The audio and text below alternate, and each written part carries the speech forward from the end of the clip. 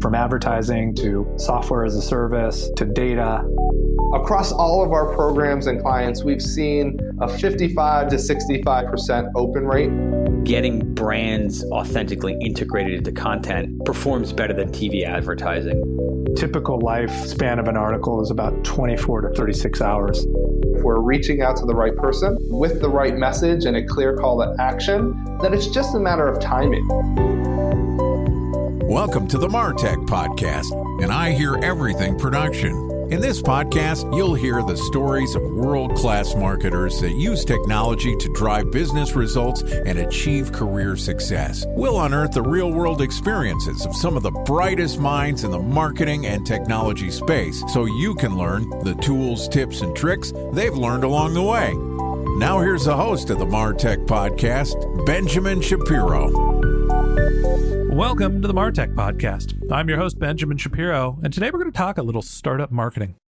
Joining us is Melissa Kwan, who is the co-founder and CEO of eWebinar, which is the leading automated webinar platform that saves people from doing the same webinar over and over and over again for sales demos, marketing, content, and onboarding.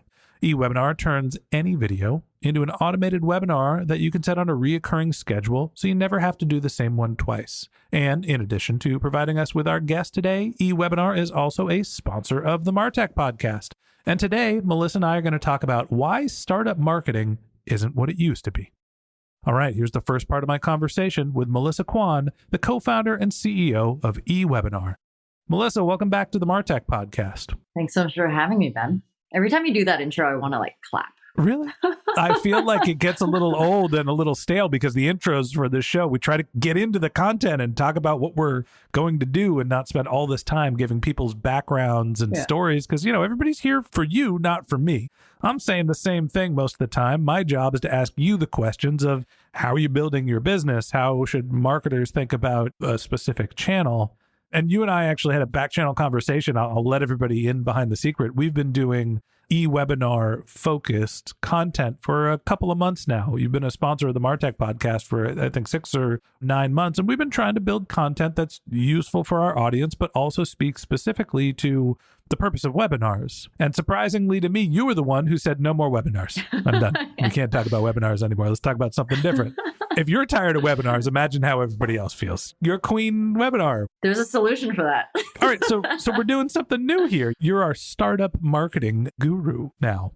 And we're going to talk about, and this is going to be a regular feed for us, where we're talking about startup marketing and what marketers need to do to get off the ground, some of the trials and tribulations you have when you aren't an established business with tons of money. Maybe you're bootstrapping like you and I have.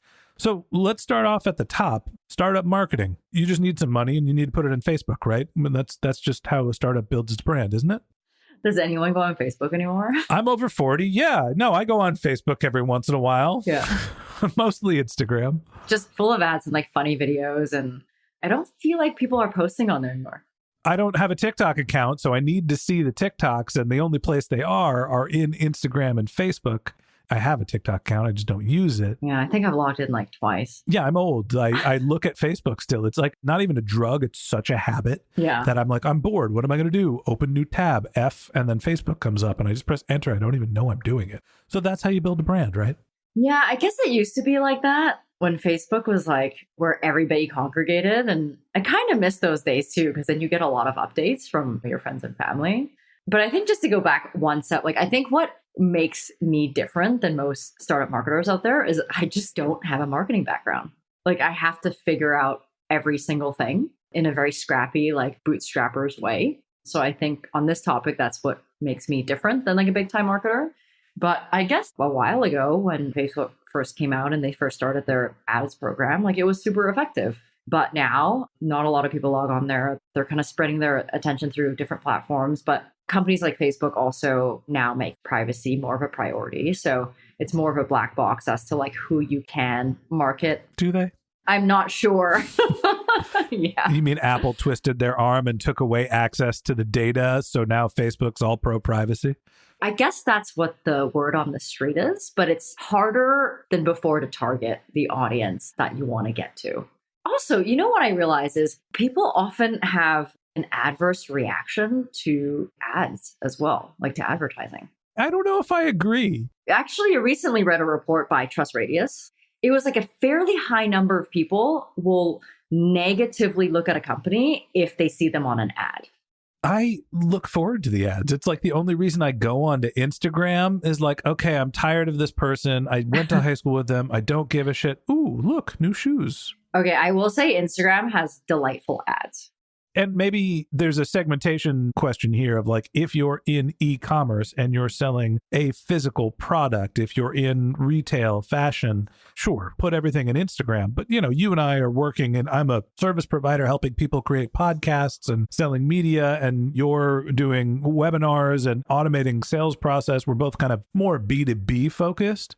Obviously, Facebook wasn't the only channel in town, but we're not exactly throwing money at LinkedIn either. I think what we're both saying is you can't necessarily buy your way into startup traction. So if we're not going to be focusing on paid, are we earned and owned now only? Like what's the difference between startup marketing and the sort of tech bubble heyday that we all just lived through over the last 20 years and what we're doing now? I want to say that for the first time, and you can tell me if you're noticing this too, people care a lot about the people behind the company, almost more than the product. So now you're seeing these company executives, founders, first few employees posting their experiences, things like that on LinkedIn, on Twitter, kind of like obsessively, like I'm one of those people, to build a voice behind the product and not just about the product itself, right? I don't know if there's a name for that. But it's not just about, okay, well, let's generate a bunch of content, research all these keywords, put content out there. Like that's still one strategy. But the one trend that I'm seeing now is people building personal brands behind the product, and their audience learns about the product through connecting with their personal brand. It's interesting. You know, the company that comes to mind when you think about building a personal brand to launch a product, I think of Rand Fishkin. And everybody sort of knew in marketing circles, knew Rand Fishkin because he was the founder of SEO Moz, which is now Moz. And they did the Whiteboard Friday, and he was teaching everyone about how SEO works and leveraged his celebrity in marketing to be the face of SparkToro. And it was Rand Fishkin's personal following that served as lead generation for him promoting this tool. And what's he doing? He's Whiteboard Fridaying how to figure out who your audience is as SparkToro's marketing strategy, which is great if you're Rand Fishkin. But what if you're Ben Shapiro, not the political podcaster, but that other guy that, you know, happens to do marketing podcasts? Yeah, I guess your name is not very SEO friendly. It is, just not the way I want it to be. Well, it's great if people find you straight away, though. I actually just read, it was either a post by Rand himself or someone else, that he didn't use a single dollar or spend any effort on SEO for this particular company because SparkToro, the problem they were solving, didn't have any search volume. So the only strategy that he used was the one that we're talking about right now, is building a personal brand and posting content and experiences through their personal accounts. And through that, they were able to get to like 1.5 million ARR in 2 years or something like that.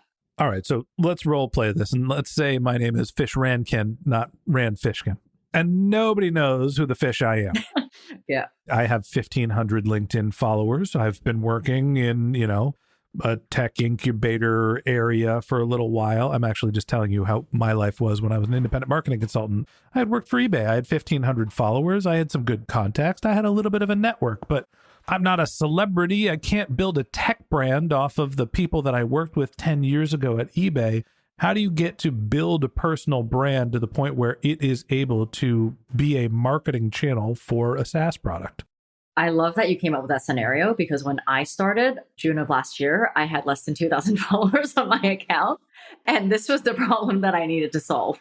So let's just take that for an example, because that's the channel that I use. I hadn't logged into LinkedIn since I knew it was like a resume site. And all these people were starting to talk about LinkedIn. So I know like one day around Q1 of last year, I went into LinkedIn and it totally turned into something else. I'm like, why are people self-promoting all this content? And then I started reading the feed and I'm like, oh, actually, this is pretty interesting content. And then I realized all these companies, while I was sleeping, was now using LinkedIn as this completely new channel to build an audience and to build a community. but through almost microblogging. So not like writing a whole article, but some people write like 2 or 3 sentences, some people write a longer post, but it's all about their own experience and using that attracts their own tribe. So actually last year I found, do you know Justin Welsh? Does that name ring a bell? No, who's Justin Welsh? So he's a solopreneur. He basically built a 3 or 4 million business in 5 years, just building communities like this. And then he created a course called the LinkedIn operating system. And basically what he did was he hacked the LinkedIn algorithm and how to build an audience. And then he created a 1-hour course out of it. And posting on LinkedIn daily became his lead gen channel, who would then buy his course. And he would have like ancillary businesses come out from that. But I found this guy, loved his content, loved his story. Like I couldn't believe that a single person with one virtual assistant can have like a $3 million business. Like that was like so magical to me. So then I bought this course and I learned the whole like algorithms behind LinkedIn and how people interact with the platform. And I just basically followed that method and started posting on LinkedIn once a day. So it's been like 9 months now and I've quadrupled my audience. And every day, someone from LinkedIn that has seen me on LinkedIn will come and join our demo. So I think anybody with any audience can start doing something like that because you have an expertise that people care about. You have a story that people want to learn about. My lesson here is that your personal brand is the first thing that you need to focus on building when you're starting to promote a product or service. And if you're in an organization, this just doesn't have to be the founder. This can also be employee advocacy. You're encouraging people that are in your company to take time away from their roles as operators, to post on social media, to build relationships, and to hopefully start promoting your products or services. So we're all going to be our own little businesses. We're all brands promoting our products. I've been doing this for years. My LinkedIn account went from 1,500 followers to like 12,000 because we post content on the MarTech podcast and the Voices of Search podcast daily.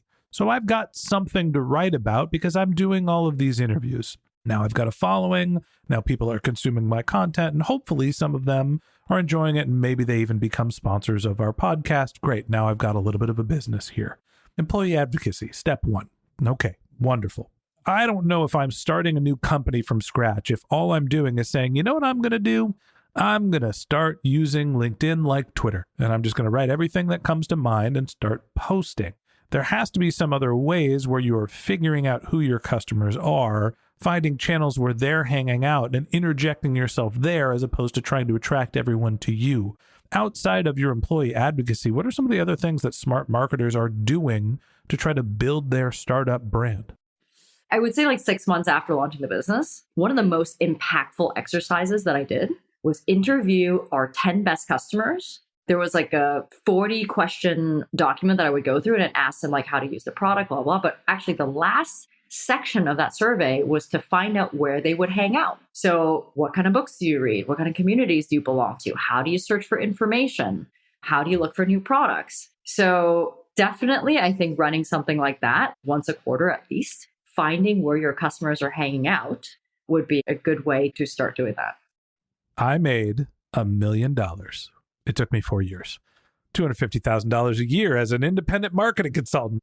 I was a nobody and I basically got almost fired and I kind of quit. I beat him to the door at my last real job and walked away and said, you know what I'm going to do? I'm going to go be a consultant because I need to take on short-term projects to pay the bills until I find a real job.